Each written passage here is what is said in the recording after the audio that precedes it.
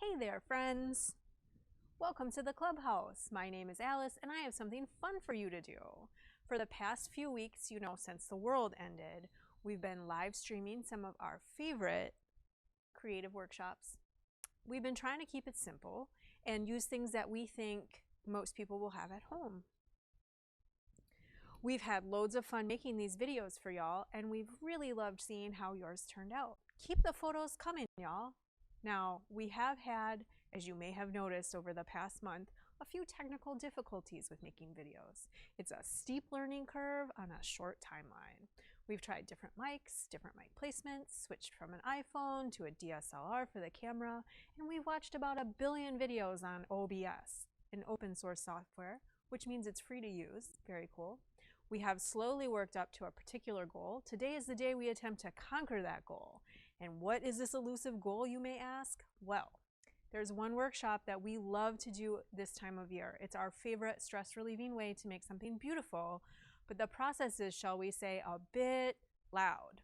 Actually, it's redonkulously loud, as you're mostly just banging a hammer on table, for art.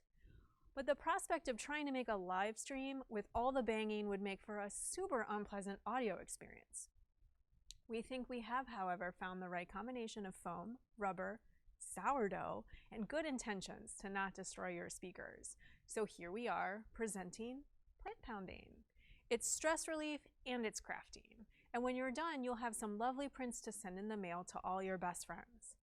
When was the last time you got something made with hands in the mail? Yeah, that's probably too long. You'll make your friend's day with this. Look how pretty. Plant pounding, y'all. Oh, look at that. So cool. Let me show you this one too. This is one of my favorites ever. Very awesome. By the way, you should go buy some stamps online. The post office needs our help right now, y'all. Right, so it's supposed to be spring in Memphis, but I woke up today and it doesn't feel much like spring. Well, maybe spring in Wisconsin, but my Midwest bones have acclimated to the Mid-South spring, and this is just too cold for mid-April.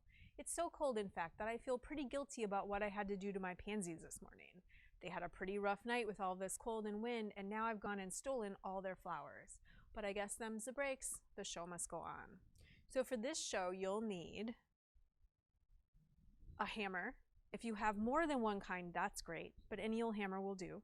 You'll need some paper for your prints. I love using watercolor paper, but in case you don't have any, we're also going to try some cardstock today, some construction paper, and a thick, soft tooth paper.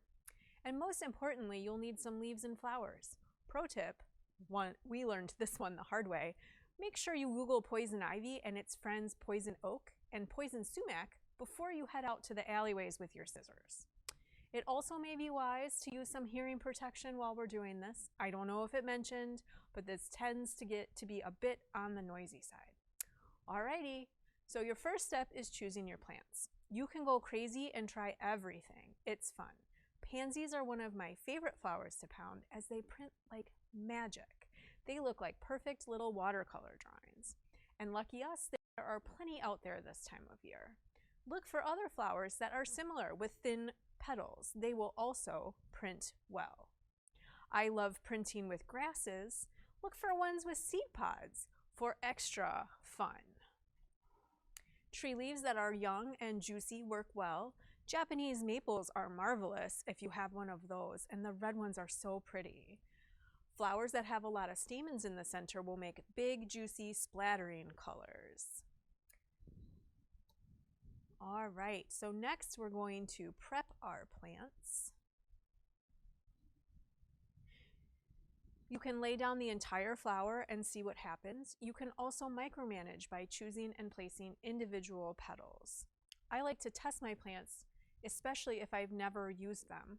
I like to know how much hammering and how hard to pound to get a print of a particular plant.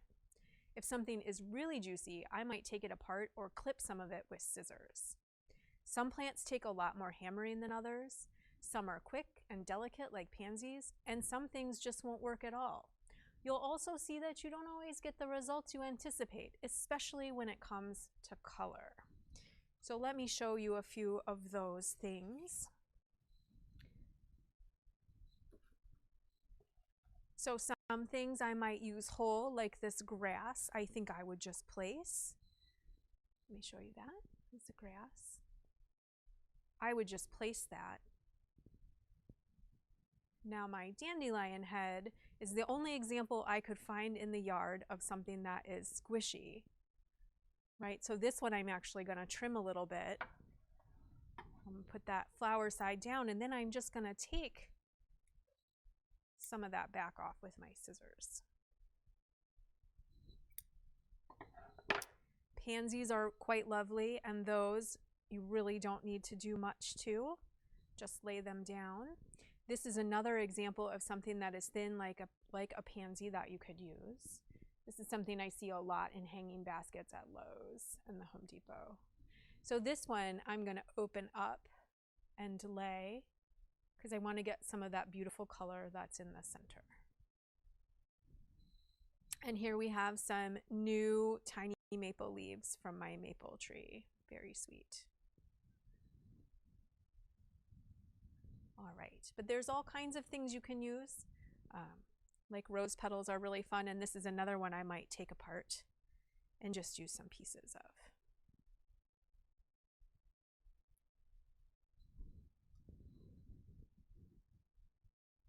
So you can create a composition, and it's up to you how detailed and precise you'd like this to be, whether you're carefully placing each component to make a bouquet or a rainbow, or you're just winging it. I find I have more success placing just one thing to hammer at a time. So you'll want to sandwich your flowers between 2 sheets of paper. So let's do that real quick. We're going to try this maple leaf, first, and we're using our watercolor paper.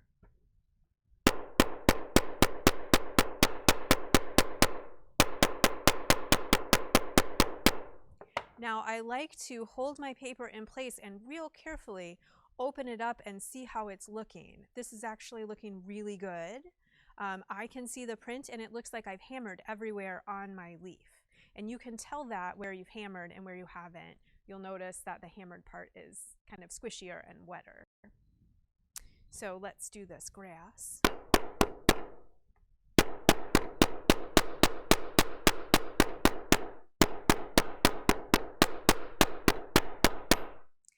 I'm trying to hammer right where I know that plant is.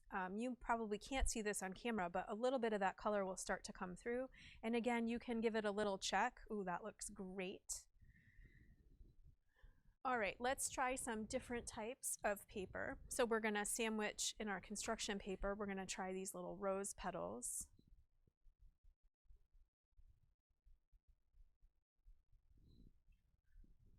And I'm just going to fold that card right in half.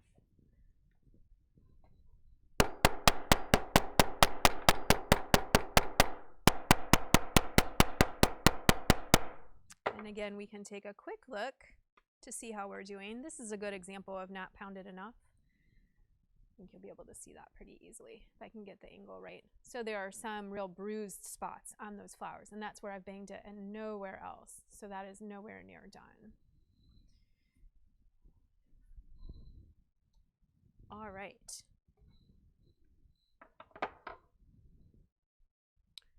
So I've got a lot of hammers, as you can see. I mostly use this one with the metal head. It works great for harder plants like grasses and leaves.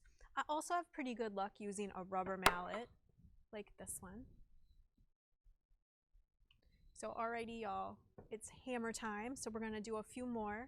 I've got some colored green cardstock. So this is a real smooth, kind of heavier weight paper.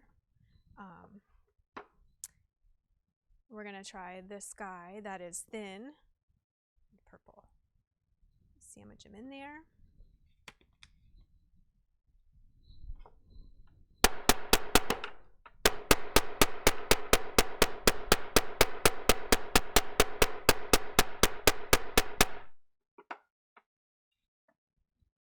Oh, that's looking great. Kind of splattery. All right, we're gonna do one last one. Really want to show y'all how beautiful pansies are. So I'm just gonna place that face down on my paper.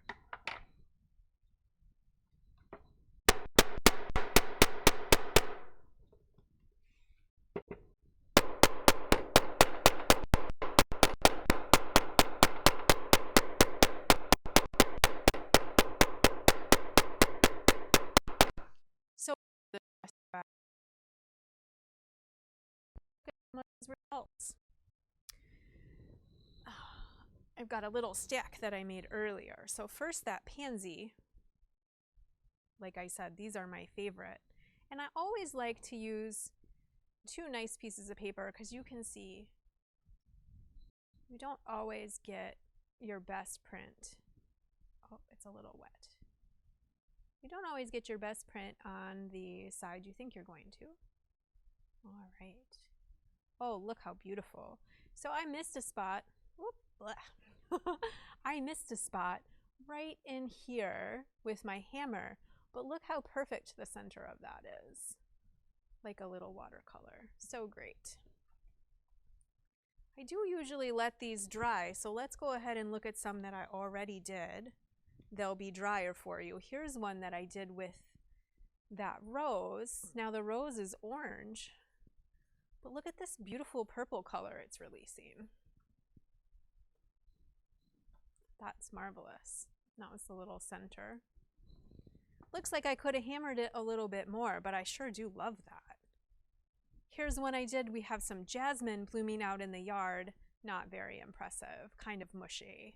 Still a little fun though, right? Got some Rorschach going on there. Oh, now this one I love. I told you I love doing the grasses, so this has got a little seed head on it. And that is just so pretty. Isn't that fantastic? Grass can take a little bit more to actually pound out those colors, but it's so worth it. I also found some clovers. Now you can do this with store-bought flowers. I just went out in the yard and picked weeds. Your weeds are my wildflowers. Tomato, tomato. All right. And then finally, I promised you some more pansies. Oh, these are so stuck on. Maybe not, you guys. I waited too long to peel them. Oh, yeah, you want to remove the pansies a little bit quicker than I did here. There's one. Pretty. So I usually say how much I love the watercolor paper, but this soft tooth rag paper is really nice too. All right, so you can see sometimes it doesn't always do what you think it's going to. It doesn't always print on the side you think it's going to. Sometimes the best print comes from the back of the plant and sometimes from the front. My favorite weird thing is that grass in particular can print the negative rather than the positive. So it's an outline of your shape rather than the interior. Again, I love the watercolor paper and this nice cotton paper. The colors are so vivid and it's super gratifying to write on, so squishy. I also love to fold these guys in half after they dry and use them for greeting cards and gift tags. Fold them like this or cut them up. They look great when you use fancy paper punches to crop them and give them those crisp edges. Now don't forget to wash your hands when you're done handling all these plants. So thank you so much for watching. This is Alice signing off from our Summer Avenue Clubhouse. Live, thrive, and subscribe. See you soon.